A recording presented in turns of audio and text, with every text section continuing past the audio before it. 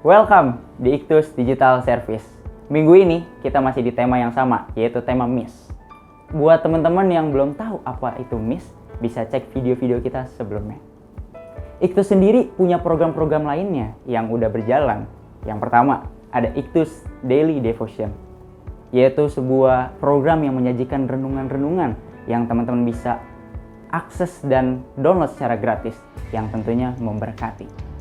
Selain itu, ada juga program-program lainnya yang bisa membuat kita lebih terhubung, lebih dekat, dan mengenal melalui diskusi daring, yaitu webinar teologi yang diadakan setiap bulannya secara terbuka dan gratis, hanya dengan mendaftar. Untuk info lebih lanjut, teman-teman bisa cek description box di bawah ini atau langsung follow Instagram kita di @iktus.community.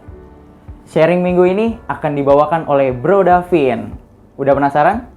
So, selamat beribadah dan Tuhan Yesus memberkati.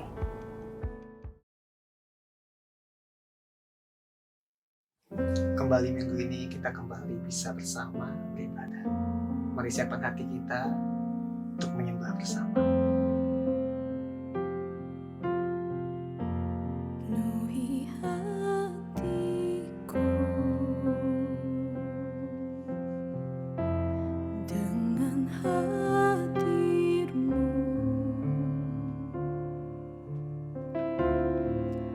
Ku rindu memandang wajah-Mu, oh Tuhan, di dalam kekudusan-Mu. Bawaku dekat dalam hadir-Mu.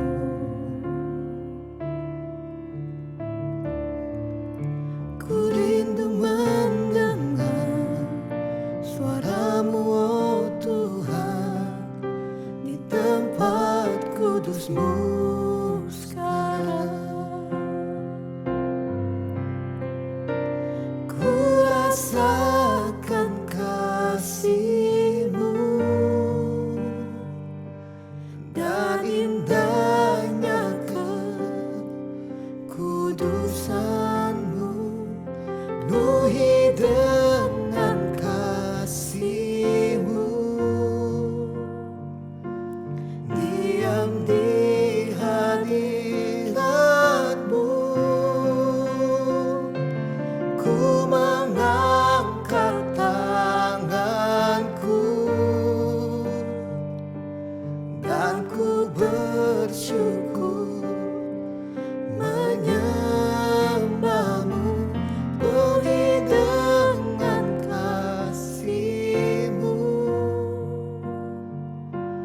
diam di hadirat-Mu.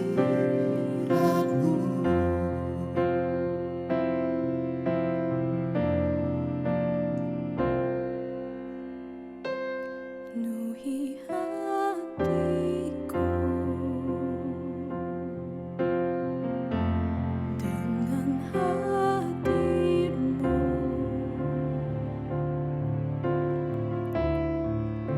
Ku rindu memandang wajah-Mu, oh Tuhan, di dalam kekudusan-Mu.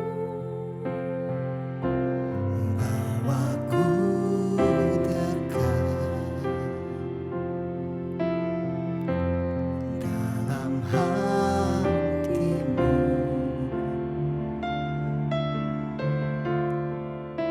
Ku rindu mendengar suara-Mu, oh Tuhan, di tempat kudus-Mu sekarang. Ku rasakan kasih-Mu dan indahnya kekudusan-Mu, penuhi dengan kasih-Mu, diam di hadirat-Mu. Ku mengangkat tanganku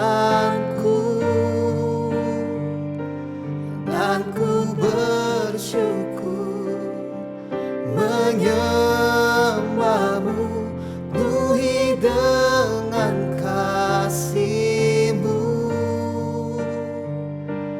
Diam di hadirat-Mu, diam di hadirat-Mu, diam di hadirat-Mu.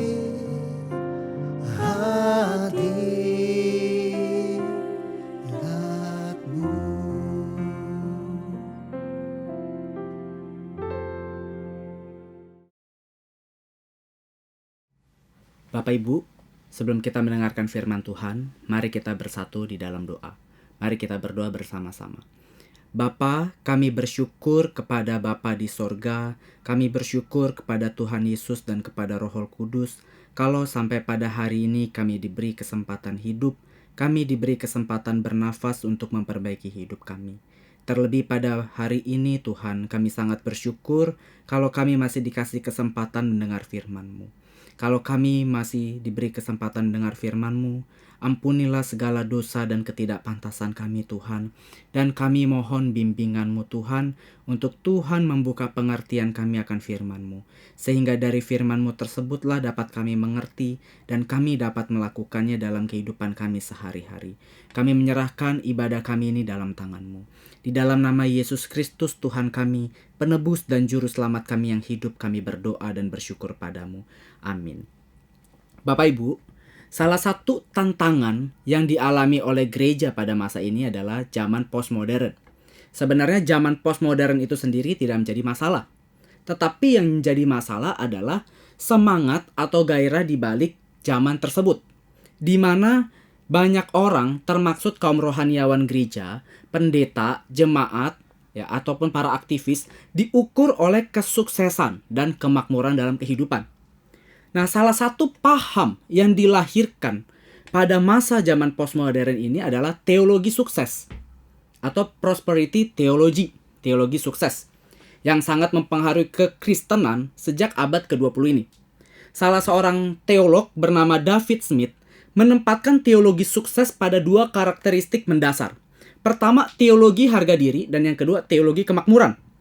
Teologi harga diri adalah teologi yang dikembangkan dari pengalaman hidupnya untuk membentuk harga diri yang positif. Jadi, teologi ini mengutamakan harga diri, aku, I, di mana aku yang harus dihormati lebih daripada yang lain. Sedangkan paham yang kedua adalah teologi kemakmuran, teologi yang menempatkan kehidupan umat di dalam kehidupan yang sangat diberkati secara kesehatan, finansial, atau kelimpahan berkat materi lainnya. Dan ini yang disebut teologi kemakmuran. Nah, dalam kesempatan ini, kita akan sangat menyoroti mengenai teologi kemakmuran. Karena paham ini sangat mempengaruhi banyak gereja-gereja, terutama di abad ke-20. Dan salah satu pengajaran yang sangat mempengaruhi daripada banyak gereja sekarang adalah teologi kemakmuran itu sendiri yang mengajarkan kesuksesan hidup. Dimana kalau seseorang itu sukses, maka orang itu adalah orang yang diberkati Tuhan. Orang yang sehat, maka orang itu adalah orang yang dilindungi oleh Tuhan. Orang yang diperkenankan oleh Tuhan. Makanya ada beberapa gereja juga yang mengajarkan, kalau misalnya orang ini meninggal karena sakit, dikatakan orang ini pasti kena kutuk dan Tuhan tidak menyertai dia. Atau misalnya orang ini meninggal karena kecelakaan. Orang ini pasti kena kutuk karena orang ini tidak disertai oleh Tuhan. Dan ada juga gereja-gereja yang mengajarkan di mana jemaat diarahkan untuk meminta berkat pada Tuhan. Kalau memberikan persembahan, maka akan ditambahkan 10, 20, 30, 40, sampai 100 kali lipat. Akan dikembalikan seperti itu. Nah, paham seperti inilah yang mempengaruhi banyak gereja hari ini. Sehingga membuat pendetanya juga menjadi nyaman. Nyaman itu tidak salah Bapak Ibu. Tapi yang menjadi salah ketika kekristenan lebih mengutamakan uang daripada berkat kekal, yaitu keselamatan itu sendiri. Di mana gereja banyak mengajarkan tentang keuangan. Di mana gereja banyak mengajarkan untuk mencari uang terlebih dahulu daripada mencari Tuhan. Nah, disinilah yang menjadi salah. Nah, mengenai teologi kemakmuran, seorang pendeta bernama Yakub Trihandoko menjelaskan bahwa paham ini merupakan sebuah doktrin yang mengajarkan kesuksesan hidup secara jasmani sebagai tanda atau bukti orang tersebut diperkenan oleh Allah. Kemakmuran hidup ini mencakup kesehatan dan kekayaan. Keadaan yang menyenangkan ini dianggap bisa terjadi karena ditentukan oleh Allah dan diberikan sebagai balasan dari doa atau tindakan tertentu dari Allah. Jadi, paham ini mengajarkan bahwa segala berkat kesehatan kemakmuran itu semua diberikan oleh Allah dan ditentukan oleh Allah bagi orang-orang tertentu. Lalu apakah benar Bapak Ibu tentang paham seperti ini? Bagaimana dengan jemaat? Bagaimana dengan orang Kristen? Bagaimana dengan pendeta yang sungguh-sungguh menjaga hidupnya tetap kudus? Yang sungguh-sungguh mencintai Tuhan? Sungguh-sungguh mencintai jemaat Tuhan? Yang sungguh-sungguh mengabdi pada Tuhan? Yang sungguh-sungguh mencari Tuhan dengan baik? Tapi mereka sendiri mengalami kesakitan. Mereka sendiri mengalami penderitaan. Mereka sendiri mengalami kesakitan yang tidak kunjung sembuh.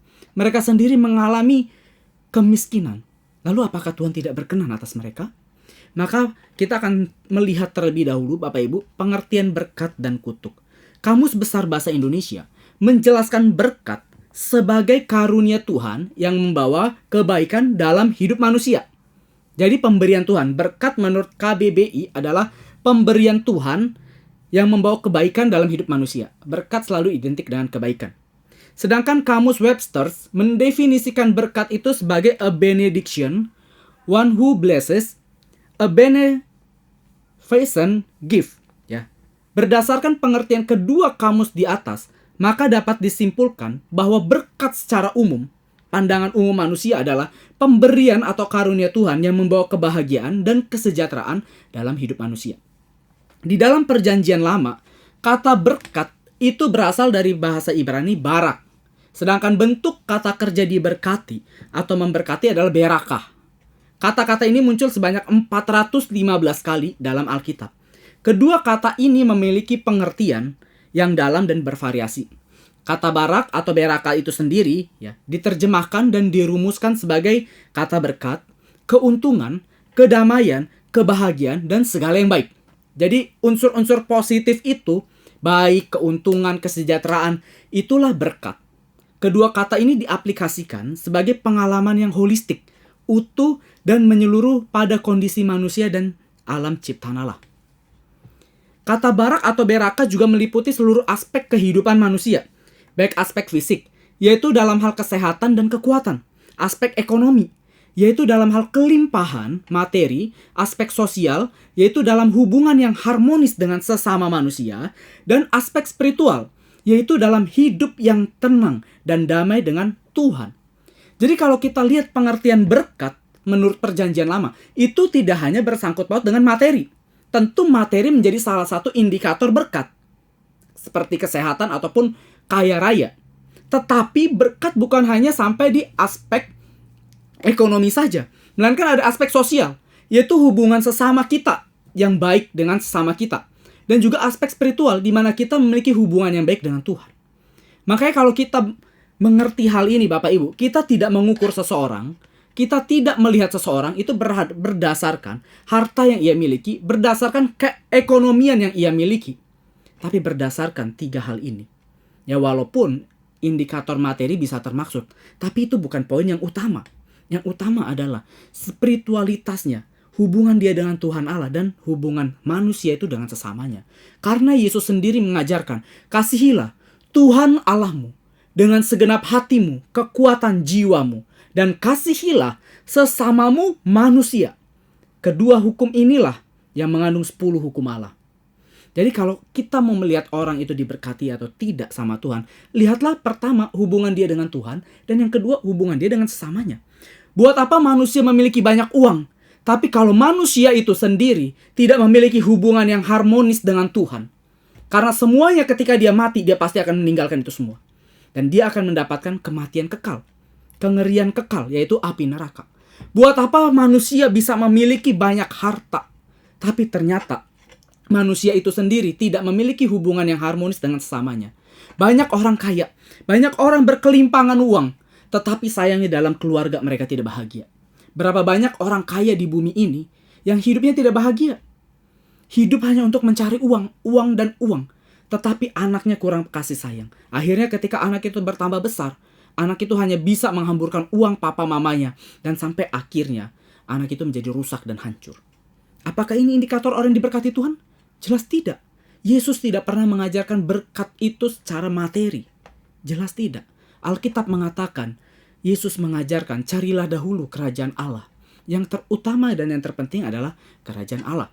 Sedangkan dalam perjanjian baru, kata berkat berasal dari kata Yunani eulogeo. Ya, kata benda eulogeo. Ini kata kerja Bapak Ibu. Yang dalam penggunaannya membentuk sebuah kata namanya eulogia, yang mengandung pengertian suatu ucapan dari dewa. Ya, dalam konteks Yunani, orang Yunani, eulogeo itu adalah suatu ucapan dari dewa yang dilanjutkan dengan suatu aksi yang nyata yang mendatangkan rejeki atau keuntungan fisik, ekonomi, sosial, dan spiritual. Dalam konteks perjanjian baru, eulogeo atau eulogia berarti suatu bentuk penyataan atau pewahyuan dari Allah kepada umatnya tentang berkat, keuntungan, kenyamanan, dan damai. Dan ucapan tersebut dinyatakan dalam sebuah aksi yang nyata. Jadi kata berkat, diberkati, dan memberkati memiliki pengertian sebagai suatu tindakan Allah dalam kedaulatan dan kasih-Nya, dalam bentuk pewahyuan melalui perkataan dan aksinya suatu kondisi yang penuh kelimpahan, kesehatan, keuntungan, dan kedamaian pada umatnya. Jadi baik perjanjian lama dan perjanjian baru memiliki satu garis yang sama pengertian berkat, yaitu berkat itu bisa merujuk kepada secara materi. Berkat juga bisa merujuk pada hubungan manusia dengan sesamanya. Berkat juga bisa merujuk pada kedamaian hubungan manusia dengan Tuhan Allah. 3 aspek ini tidak bisa dipisahkan, Bapak Ibu. Walaupun aspek pertama berbicara materi, itu bukan menjadi tolak ukur yang paling utama dalam berkat itu sendiri. Lalu apakah yang menjadi kelimpahan, kesehatan, keuntungan, dan kedamaian bagi manusia yang dipandang baik oleh Allah? Sesungguhnya berkat terbesar Bapak Ibu itu bukan uang. Berkat terbesar itu bukan hanya sekedar kesehatan, tapi berkat terbesar yang menjadi kelimpahan, kesehatan, keuntungan, dan kedamaian bagi manusia adalah keselamatan. Karya keselamatan yang diberikan oleh Allah kepada dunia melalui Yesus Kristus sesungguhnya merupakan berkat sejati bagi manusia. Oleh karena itu, pengertian berkat yang benar berdasarkan Alkitab adalah karya keselamatan Kristus di atas kayu salib bagi dunia ini. Itulah berkat kekal, berkat yang utama, dan berkat terbesar bagi manusia. Berkat terbesar kita bukan ketika kita punya uang yang banyak, Bapak Ibu. Bukan hanya ketika kita mendapatkan kesehatan. Bukan. Tapi berkat terbesar kita adalah ketika Kristus mati bagi kita dan menebus semua dosa kita.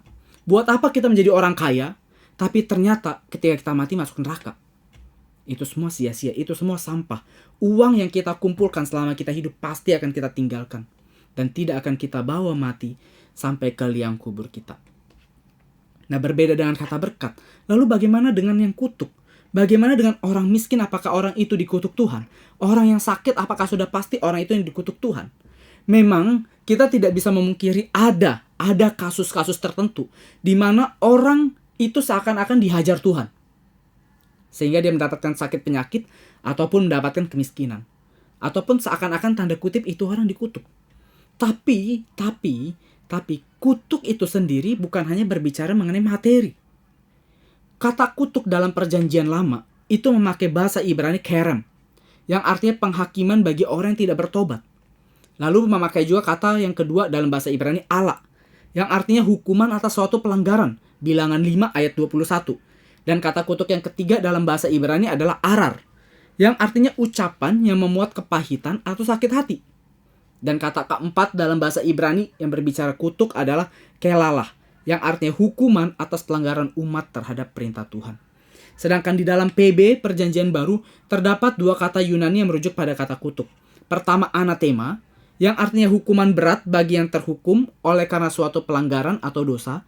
Kata ini tercatat dalam Galatia 1 ayat 8-9. Dan kata kedua adalah kata raomai, yang merupakan kata yang digunakan untuk mengancam, guna mendatangkan kerusakan. Kata ini terdapat dalam Markus 11 ayat yang ke-21 dan 2 Petrus 2 ayat yang ke-14. Berdasarkan dari pengertian kutuk baik PL atau PB, memiliki satu hal kesamaan, yaitu kutuk adalah sebuah hukuman. Kutuk adalah sebuah hukuman. Yang jadi pertanyaan buat kita adalah, apakah orang miskin, orang sakit itu pasti dihukum Tuhan? Kita akan melihat satu buah tokoh Bapak Ibu yang bernama Ayub. Ayub adalah seorang yang menderita, namun penderitaannya itu bukanlah merupakan sebuah kutuk. Penderitaan yang Ayub alami itu adalah sebuah berkat. Mengapa? Karena Ayub berkata dalam Ayub 23 ayat 10 adalah, karena ia tahu, Tuhan tahu jalan hidupku. Seandainya Tuhan menguji aku akan timbul seperti emas.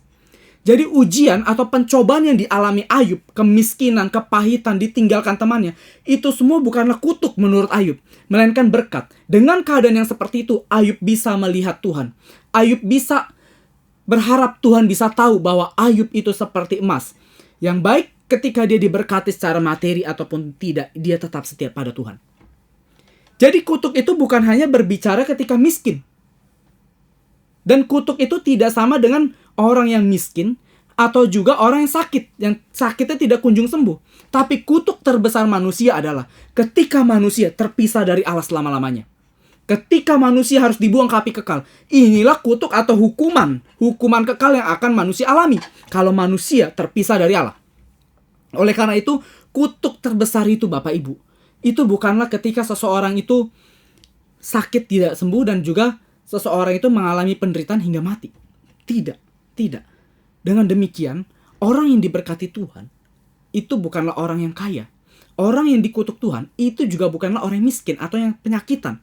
Tapi orang yang diberkati Tuhan adalah orang yang menerima karya keselamatan Allah dalam Kristus Yesus, di mana orang tersebut hidup dalam karya keselamatan itu. Dan orang yang dikutuk oleh Tuhan adalah orang yang tidak hidup dalam karya keselamatan Tuhan, di mana orang tersebut ketika dia mati harus terpisah dengan Tuhan dan dibuang ke api kekal. Oleh karena itu kita bisa tahu bahwa teologi sukses itu bukanlah teologi yang diajarkan dari Alkitab. Prosperity teologi itu bukanlah teologi yang diinginkan, diharapkan oleh Tuhan. Tidak, sebab Tuhan sama sekali tidak menghendaki teologi yang seperti itu. Itu semua bukan ajaran dari Tuhan. Itu semua ajaran dari manusia yang membawa gereja pada kesesatannya. Makanya kita nggak heran melihat banyak gereja lebih mengutamakan orang yang kaya daripada orang susah. Lebih mengutamakan tampilannya. Secara luar, secara gedung gerejanya mewah, tetapi secara dalam, di dalamnya gerejanya bobrok. Kita harus memilih hal ini Bapak Ibu, yaitu di mana kita harus memilih hidup dalam karya keselamatan Tuhan. Kalau Bapak Ibu kita mau diberkati Tuhan, bukan hanya sekedar kerja keras cari uang. Bukan hanya itu. Itu merupakan tanggung jawab kita sebagai orang Kristen. Tapi lebih daripada itu adalah kita sebagai orang percaya. Kalau kita mau hidup dalam berkat Tuhan adalah hiduplah dalam karya keselamatan Tuhan. 2000 tahun yang lalu Kristus telah mati menebus semua dosa kita. Kematian Kristus menghapus semua dosa kita. Tetapi tidak cukup sampai di situ. Paulus mengatakan kerjakanlah keselamatanmu. Kita harus hidup dalam karya keselamatan Kristus. Orang yang sudah dimerdekakan oleh Kristus dari dosa, dia tidak boleh lagi hidup dalam dosa. Orang yang masih hidup di dalam dosa adalah orang yang hidupnya yang tidak menghargai karya keselamatan Kristus. Oleh karena itu, kemerdekaan yang ia dapatkan dari Kristus satu hari nanti akan dipertanggungjawabkan di pengadilan Tuhan. Dan ketika dia mempertanggungjawabkan itu, dia tidak hidup dalam kemerdekaan dalam Tuhan, dalam karya keselamatan Kristus, orang ini pasti akan dibuang oleh Tuhan. Semua ada di tangan kita Bapak Ibu. Kita mau jadi orang yang diberkati Tuhan atau orang yang dikutuk Tuhan, pilihan ada di tangan kita. Bukan di tangan Tuhan yang menentukan, tapi ada di tangan kita. Contohlah seperti Ayub. Ketika kita lagi mengalami kesusahan, penderitaan, kita selalu bersyukur pada Tuhan. Kita selalu dapat berkata, Tuhan, apabila Engkau menguji aku, Tuhan, Engkau akan melihat aku seperti emas. Engkau akan lihat aku seperti emas, di mana hati Tuhan senang ketika kita tetap setia pada Dia. Oleh karena itu, jangan lupakan hal ini Bapak Ibu. Yang terpenting dalam hidup kita bukanlah soal kita menjadi miskin atau kaya. Itu tanggung jawab hidup kita. Miskin atau kaya itu adalah tanggung jawab hidup kita. Apa yang kita tabur itu yang kita tuai. Tapi yang menjadi yang terpenting dalam hidup kita adalah bagaimana kita bisa hidup dalam karya keselamatan Kristus. Hidup bersekutu dengan Dia dan tidak terbuang ke dalam api kekal. Amin. Mari kita bersatu dalam doa. Mari kita berdoa. Tuhan, kami bersyukur untuk firman-Mu. Kami bersyukur untuk segala kebaikan-Mu Tuhan. Bilakah kami telah mendengar firman-Mu, ajar kami untuk hidup dalam berkat-Mu Tuhan, berkat keselamatan-Mu, agar kami senantiasa menjadi manusia yang cinta akan Engkau. Kami menyerahkan hidup kami dalam tangan-Mu.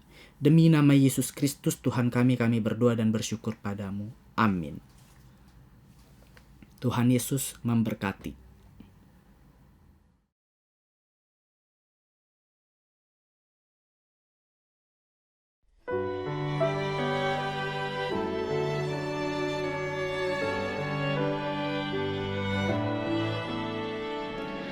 God eternal, cradle me, love me till the end. Give me now your understanding. Let me be, let me be, let me be a good friend.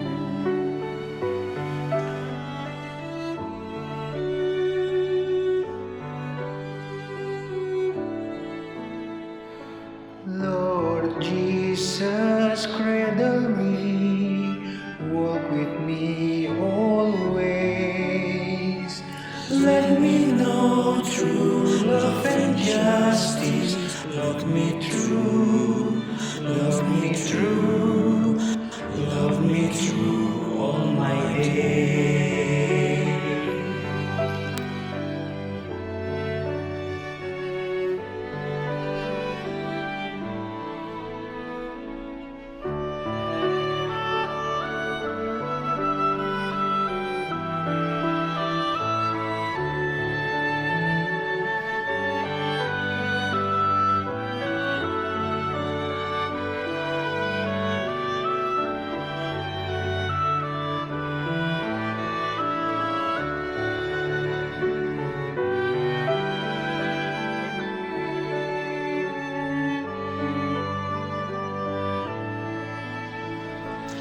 Holy